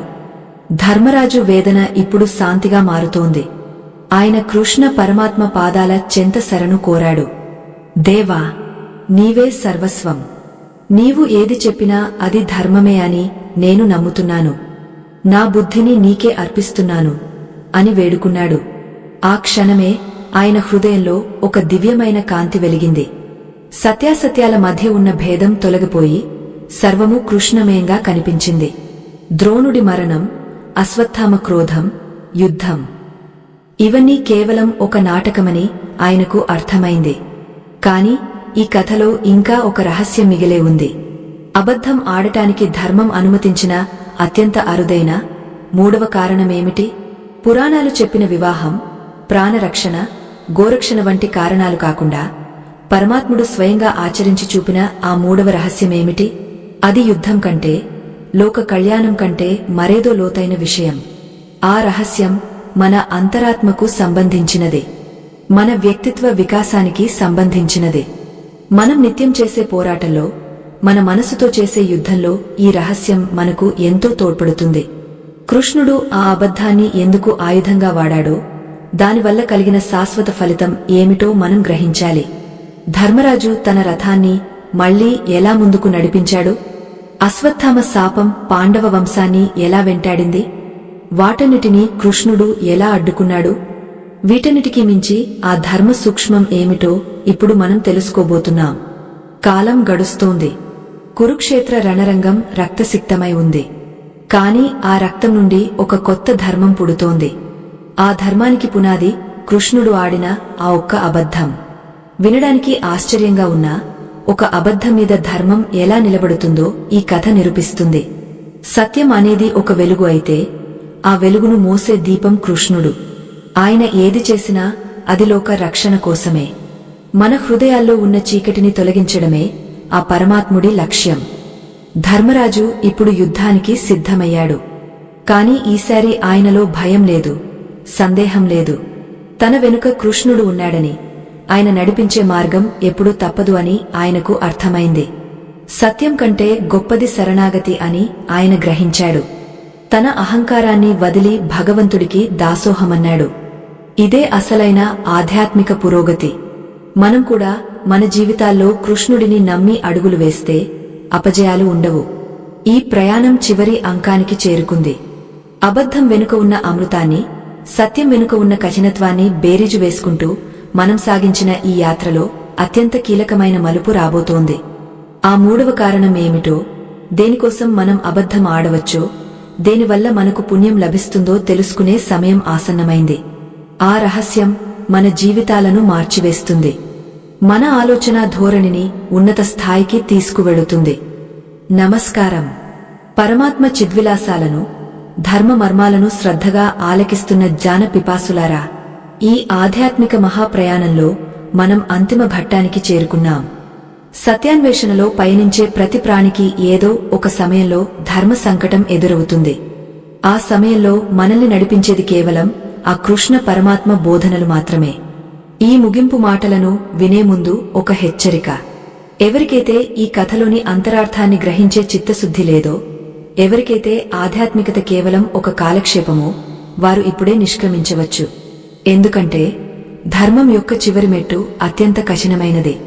అది మన అహంకారాన్ని పూర్తిగా దహించివేస్తే తప్ప మనకు మోక్షం లభించదు. నిశ్చలమైన బుద్ధితో, భక్తితో వినేవారికి మాత్రమే ఆ జగద్గురువు శ్రీకృష్ణుడు చెప్పిన రహస్యం బోధపడుతుంది. కురుక్షేత్ర మహాసంగ్రామం ముగింపు దశకు చేరుకుంది. భీష్ముడు, ద్రోణుడు, కర్ణుడు వంటి మహామహులు నేలకొరిగారు. అధర్మం పక్షాన నిలిచిన వారందరూ ఒక్కొక్కరుగా అంతమైపోయారు. యుద్ధం ముగిసిన తర్వాత కూడా ధర్మరాజు మనసులో ఆ అబద్ధం గురించిన చింత తగ్గలేదు. తను ఆడిన ఆ ఒక్క మాట వల్ల గురువును కోల్పోయానన్న వేదన ఆయనను నీడలా వెంటాడుతోంది. కృష్ణ పరమాత్మ ధర్మరాజును పిలిచి ఆ రాత్రి గంగా తీరంలో ఒక ఏకాంత ప్రదేశానికి తీసుకెళ్లాడు. అక్కడ ప్రకృతి నిశ్శబ్దంగా ఉంది. కేవలం గంగానది ప్రవాహం వినిపిస్తోంది. కృష్ణుడు మౌనాన్ని వీడి మాట్లాడటం మొదలుపెట్టాడు. ధర్మనందనా, నీవు ఇంకా పాత జ్ఞాపకాల్లోనే బ్రతుకుతున్నావు. యుద్ధం ముగిసింది, కాని నీ మనసులో యుద్ధం ఇంకా జరుగుతూనే ఉంది. సత్యం మరియు ధర్మం మధ్య ఉన్న భేదాన్ని నీవు ఇంకా పూర్తిగా అర్థం చేసుకోలేదు. లోకంలో ప్రతిదీ ఒక నియమం ప్రకారం సాగుతుంది. ఆ నియమాలకు మూలం ధర్మం. సత్యం అనేది ధర్మానికి ఒక అంగం మాత్రమే. కాని సత్యం ధర్మాన్ని మించిపోకూడదు.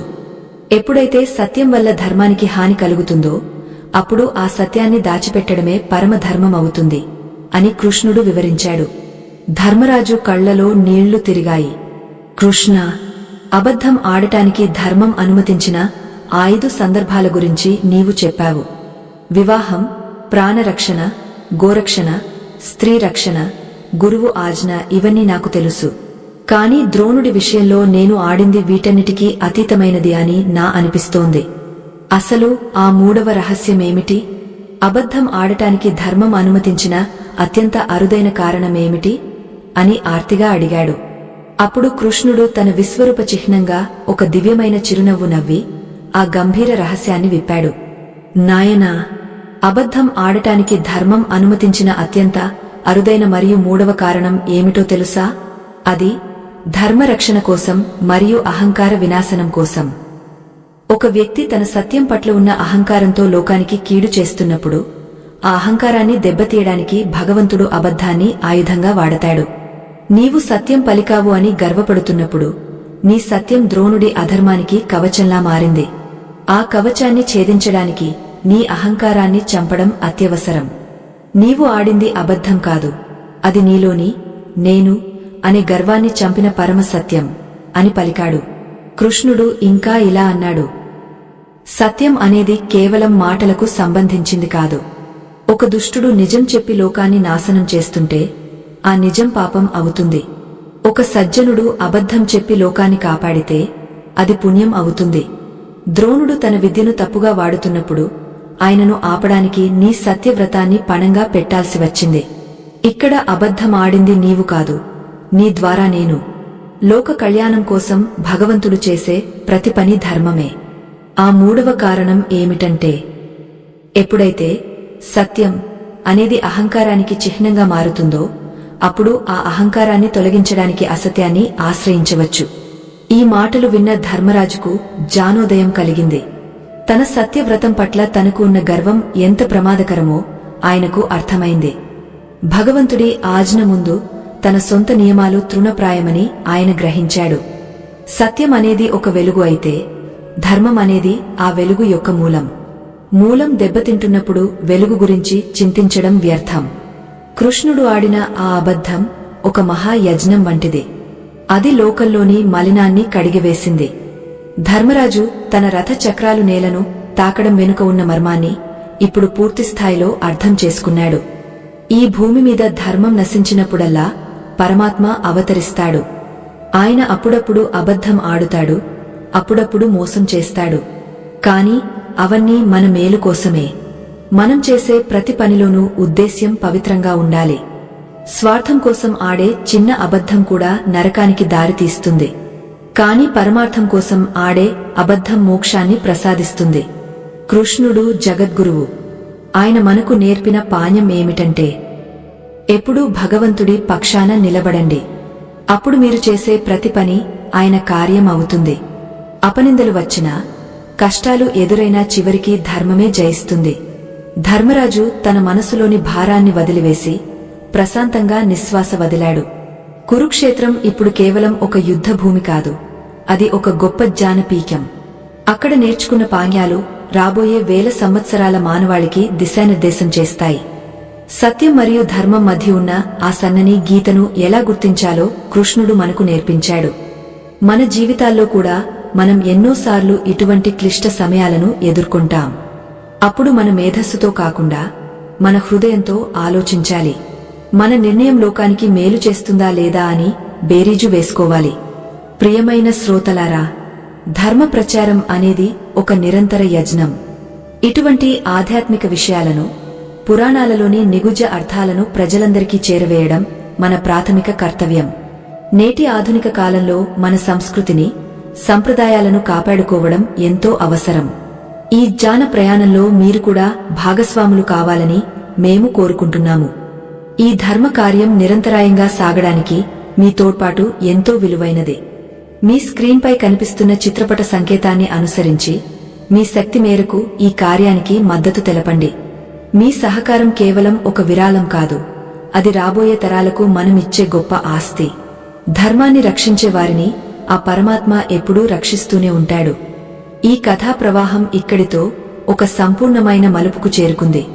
ద్రోణుడు, ధర్మరాజు, కృష్ణుడు, ఈ పాత్రలన్నీ మనలోనే ఉన్నాయి. మనలోని అజ్ఞానాన్ని ద్రోణుడిలా ఎదుర్కోవాలి, మనలోని సందేహాలను ధర్మరాజులా పరిష్కరించుకోవాలి, మనలోని పరమాత్మను కృష్ణుడిలా ఆశ్రయించాలి. అప్పుడే మన జీవితం ఒక సార్థకమైన యాత్రగా మారుతుంది. అబద్ధం వెనుక ఉన్న అమృతాన్ని గ్రహించిన వారికి ఇక మరణం లేదు. సత్యం వెనుక ఉన్న ధర్మాన్ని పాటించే వారికి ఇక భయం లేదు. ఈ జ్ఞాన జ్యోతి మీ హృదయాల్లో ఎల్లప్పుడూ వెలుగుతూ ఉండాలని ఆకాంక్షిస్తున్నాను. భారతీయ ధర్మం అత్యంత పురాతనమైనది, శాశ్వతమైనది. దీనిని అర్థం చేసుకోవడానికి ఒక జీవితం సరిపోదు. కాని ఈ 10 విభాగాలలో మనం తెలుసుకున్న విషయాలు మన ఆలోచన ధోరణిని మార్చడానికి సరిపోతాయి. సత్యమేవ జయతే అని అంటాం, కాని ఆ సత్యం ధర్మంతో కూడి ఉన్నప్పుడే దానికి విజయం లభిస్తుంది. కృష్ణ పరమాత్మ చూపిన మార్గంలో నడుస్తూ లోక కళ్యాణం కోసం పాటుపడదాం. ఈ ఆధ్యాత్మిక ప్రయాణంలో మాతో కలిసి నడిచినందుకు మీ అందరికీ ధన్యవాదాలు. ఆ అచ్యుతుడి కృపా కటాక్షాలు మీపై, మీ కుటుంబాలపై ఎల్లప్పుడూ ఉండాలని మనస్ఫూర్తిగా కోరుకుంటున్నాను. సర్వే జనాః సుఖినో భవంతు, సన్మంగళాని భవంతు, లోకా సమస్తా సుఖినో భవంతు. ఈ కథలోని సారాంశం మీ మనసులో పదిలంగా ఉండి కష్టకాలంలో మీకు ధైర్యాన్ని ఇవ్వాలని ఆ భగవంతుడిని ప్రార్థిస్తున్నాను. ధర్మం వైపు నిలబడండి, ధర్మమే మిమ్మల్ని నడిపిస్తుంది. సత్యం వెతుకులాటలో ధర్మాన్ని మర్చిపోకండి. ఇదే ఆ కృష్ణ పరమాత్మ మనకు అందించిన పరమ రహస్యం. ఈ అద్భుత ఆధ్యాత్మిక ప్రయాణాన్ని ఇంతటితో ముగిస్తూ స్వస్తి.